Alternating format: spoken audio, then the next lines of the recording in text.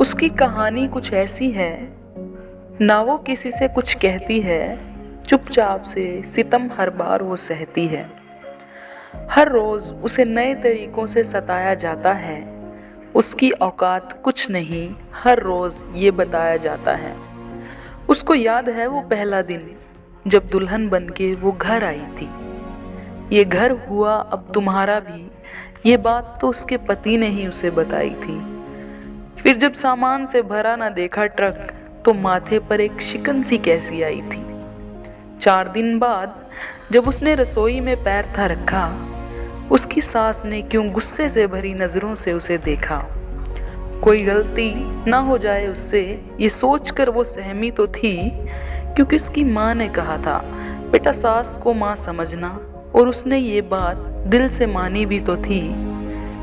समय के साथ साथ उसके जीवन की बहार कहीं खो गई। जब पता चला कि हो गई वो शिकार दहेज की मांग का, मगर तब तक बहुत देर हो गई।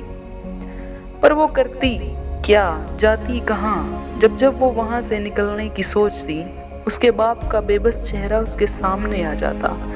फिर उसका दिल मजबूर सा होके रह जाता। उन तानों की अब तो वो आदी हो चली थी।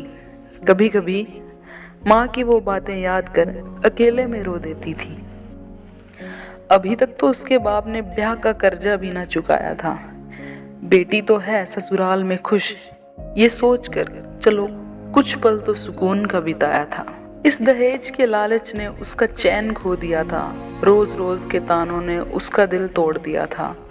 फिर एक दिन आया ऐसा भी, उसने मौत को थाम के जीना ही छोड़ दिया था। इस दहेज के अभिशाप को अब तो त्याग दो, स्वाभिमान से जियो और जीने का सबको अधिकार दो।